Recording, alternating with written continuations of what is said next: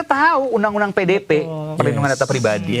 Walaupun kita nggak hafal kalau pasal-pasal, tapi kita tahu prinsipnya. Nggak boleh ngambil sembarangan tanpa izin orang lain. Saya pikir dia udah izin, ternyata belum. Akhirnya masalah, bener. Dia buat konten itu. Buat konten. Dan ketika minta diturunkan, minta uang. Itu bisa digugat loh, hati-hati loh. Dan kita tidak boleh memaksakan, ya, dalam kode etik nih, narasumber jika narasumber tidak bersedia untuk memberikan pernyataannya. Ya, itu. Oke. Sekarang setiap orang bisa jadi jurnalis nggak? Oh iya. Iya. Nah, bisa. Betul ya? Iya, Bisa jadi, saya harus pakai selama punya. Bisa jadi jurnalis nggak? Bisa. Yes. Tapi punya nilai nggak, value nggak? Belum tentu. Pembedanya di situ. Disitulah kemudian saya ngomong, saya bicara, nggak akan mati orang yang memahami, ya, bukan hanya mengerti, memahami jurnalistik. Kenapa? Karena dia tahu satu, ya, ini butuh ketekunan. Dia tahu preferensi publik akan suatu isu, mana yang kuat, mana yang lemah. Yes. Kalau jurnalis ya. Oke. Mana yang aman, mana yang bisa masuk seperti EB Martono misalnya. You and I. You mau kemana you? Mendekati cewek UI. Iya kan? Nggak apa-apa dong sebut nama kan? Karena buat contoh. Contoh ya kan? aja ini contoh. Ini mah meja Ya kan? curhat. Ya oke. Kita tahu tuh batasan jurnalis. Jurnalis nggak akan mungkin gue videoin. Gini, pakai kacamata gini ya, kacamata ada. Oh ada iya. kameranya. Wah itu bahaya itu. Kalau kita ngerti ya. Terus kita posting. Kita tahu undang-undang PDP, perlindungan data pribadi. Walaupun kita nggak hafal kalau pasal-pasal, tapi kita tahu prinsipnya. Prinsipnya. Nggak boleh ngambil sembarangan tanpa izin orang lain. Betul. Saya pikir tuh, saya juga beberapa kali kan ada FVP saya tuh, si siapa, Brian, EB Martono itu ya. Saya pikir dia udah izin, ternyata belum. Akhirnya masalah, bener. Dia buat konten itu. Buat konten. Dan ketika minta diturunkan, minta uang. Itu bisa digugat loh, hati-hati loh. Lagi kayaknya Itu pemerasan itu ya. Gini, jurnalistik aja yang dilindungi oleh Undang-Undang 40 tahun. 99. 99. Oke, itu nggak jauh, aman. Aduh ngeri banget ya. Masih ingetin materi UKW. UKW sama. Oke, undang-undang tentang Kebebasan pers. tentang pers. Tentang pers, tentang kebebasan pers. Terus dibaca. Tentang pers ya. Kita tahu bahwa kita tidak boleh ya, kita harus menghormati narasumber dan seterusnya bla bla bla, ya kan? Dan kita tidak boleh memaksakan ya, dalam kode etik nih, narasumber jika narasumber tidak bersedia untuk memberikan pernyataannya. Ya, itu. Oke. Apalagi ya ketika misalnya itu di ruang privat. Itu terkait dengan privat dia. Nggak boleh. Ada satu hal dulu sempat jadi permasalahan. Kita boleh nggak ngambil gambar hidden camera? Oh, hidden camera. Boleh nggak?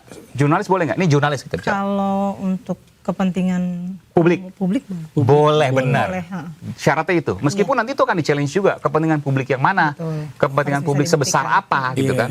Katakanlah misalnya yang bersangkutan komplain dan mengajukan gugatan, misalnya bisa aja loh. Perdata. Tapi tetap juga ada rambu-rambu kan, kayak di blur segala macam, tetap ada rambu. Bisa jadi ya, di blur bukan kewajiban. Kalau kan di blur itu hanya kewajiban kalau seandainya presumption of innocence, praduga tak bersalah. Yang kedua, kalau TV ya, kalau medsos sih nggak ada aturannya nih, belum ada. Belum. Yang kedua, kalau terkait dengan kasus asusila. Yang ketiga, terkait dengan kasus hukum dan itu melibatkan anak di bawah umur. Anak di bawah umur usia berapa? Dihukum 18.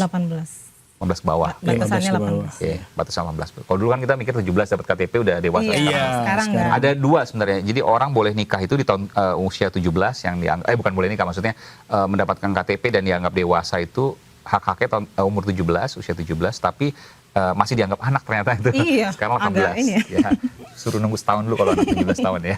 Kalau dulu kan nonton film 17 tahun gitu udah tahu ya. Oh iya. Patokannya udah 17 belum. Sekarang masih anak-anak. Masih bocil. Kacau gitu. Gue nggak bilang bocil. Udah besar ya. Udah dewasa. Dan dituntut tanggung jawabnya. Karena gini, seperti kata Spider-Man. With great power comes great responsibility. Yes. Nonton Spider-Man. Lagi nonton nih sekarang, lagi main ya. Oke, Mas Aiman, ini aku pernah dengar nih, Mas Aiman pernah bilang bahwa jurnalis itu tidak boleh netral. Yes. harus memihak kebenaran. Betul. Sebagai jurnalis, gimana kita mengukur kebenaran itu bahwa ini adalah kebenaran yang akan gue pihaki gitu loh istilahnya. Untuk meyakinkan itu bahwa Iya. saya berpihak di posisi yang benar sebagai Jadi posisi. begini. Sama kayak hakim ya. Nah. Dia harus berpihak, tapi berpihaknya ke yang Karena kan selama ini kita doktrinnya bahwa jurnalis harus netral, Oke. nggak boleh berpihak. Enggak dong, salah. Kalau jurnalis netral, ya jurnalis diam. Melihat ada pembunuhan, nggak boleh. Nanti kalau saya maju, saya arti membela korban. iya. Kalau saya diam, kalau saya kesana, Berat saya gitu. membela pembunuhnya misalnya gitu kan. Tapi kalau saya terus mengulik, menginvestigasi, saya membela korban dong. Iya. dan itu- Iya. Itu kan nggak netral. itu ukuran. Iya, nggak netral ya. Pertanyaan sekarang, kita harus membela korban. Atas dasar apa? Itu pertanyaan saya, atas dasar apa? Fakta, Bukan. Atas dasar apa? Dasar Kemanusiaan. kemanusiaan. Betul dong? Iya. Kemanusiaan itu apa? Value, nilai. Oke. Humanity. Jadi wartawan itu tidak pernah membela orang. Siapapun itu. Wartawan tidak pernah dan tidak selayaknya, bahkan kalau boleh saya katakan tidak boleh membela orang. Yang dia bela nilai, value. Ketika orang itu memiliki nilai yang baik, kita harus wajib untuk membelanya. Ketika orang itu nilainya harus dikritisi, kita wajib mengingatkannya. Jadi bukan berarti kita misalnya gini, ini tokoh ini begini. Kita bukan fokus ke orangnya, kita fokus pada perbuatan, tingkah laku, gerak-gerik apa ya, perbuatan, tingkah laku dan seterusnya lah ya. Oke. Dan yang tidak mencerminkan nilai yang dianggap benar atau disepakati. Karena gini, belum tentu nilai itu benar. Karena kalau bicara kebenaran beda. iya. Mentok di agama keyakinan aja kan beda-beda Iya, nilainya. udah. Iya, benar. Nah, tapi nilai yang disepakati. Contoh misalnya, soal undang-undang. Kalau disepakatinya undang-undang seperti itu harus 5 tahun katakanlah dan seterusnya. Harus ada usia minimal, saya nggak usah sebut ya. Ya, diikuti kan gitu. Iya. Iya. Itu kan kesepakatan. Kalau seandainya memang tidak seperti itu, ya kita harus kritisi. Itu nilai kesepakatan. Ada lagi nilai yang sifatnya universal. Contoh misalnya soal tadi kasus pembunuhan misalnya. Itu kan nilai kemanusiaan. Iya. Ada orang meninggal, nggak usah kita sebut misalnya dia terkait dengan orang besar ya dan seterusnya.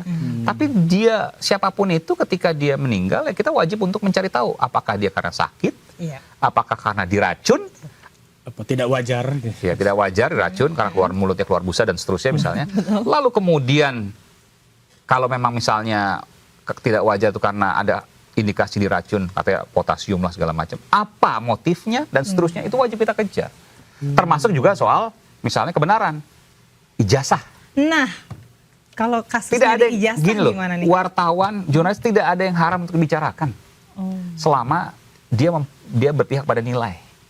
Nilai ya, bukan berpihak Makanya pada ketika bicara sara, suku agama ras antar golongan, itu hati-hati. Kenapa? Karena itu nilainya beda-beda. Ah, iya benar. Hati-hati masuk di situ. Karena nilainya beda-beda. Tetapi kalau bicara soal nilai kemanusiaan kan universal. Bicara soal surat tadi misalnya ijazah, universal. yes. Apakah itu asli atau tidak? Iya kan? Wajib wartawan untuk jurnalisnya untuk mengurangi ketidakpastian Mengurangi ketidakpastian. informasi. Jadi gini, Bahasanya itu ya. sebenarnya yang paling hakiki nih ya. Kita mungkin semua wartawan ditanya, mungkin nggak bisa jawab ini. Apa sih fungsi komunikasi? Kan wartawan kaitan komunikasi ya. Iya. Apa sih fungsi mendasar komunikasi? Menghubungkan. Bertukar pesan, berkomunikasi. Kan ada tujuan pasti. Connecting. bahasanya. Kan ada komunikasi itu kan ada, ya kalau dulu kan ada komunikan, message. Sekarang nggak bisa Iya, lah. Sekarang komunika. komunikator, message, channel, komunikator lagi karena ada feedback kan. Iya, ada Tapi feedback. kan pasti ada tujuan. Ada memperoleh. Apa sih tujuan komunikasi itu? Apa fungsi komunikasi itu apa sih? Satu hal nih, 2 kata doang nih. Reduction uncertainty. Mengurangi ketidakpastian. Iya. Oke, Iya, mengurangi ketidakpastian. ketidakpastian. Nah, makanya ketika bicara soal apakah Ini saya sekaligus saya jawab di sini ya. Kalau pertanyaan, apakah bad news is a good news? Oh iya, Saya nggak malu-malu loh mengatakan itu. Apakah bad news is a good news? Ada yang nanya juga tuh barusan. Iya, langsung jawab. Ada juga. Ada yang Saya nanya. jawab nih. Selepas jeda, saya kasih. Ini nggak dijawab. Gak sempet baca? Dengerin aja, klik icon text to speech di okezone.com.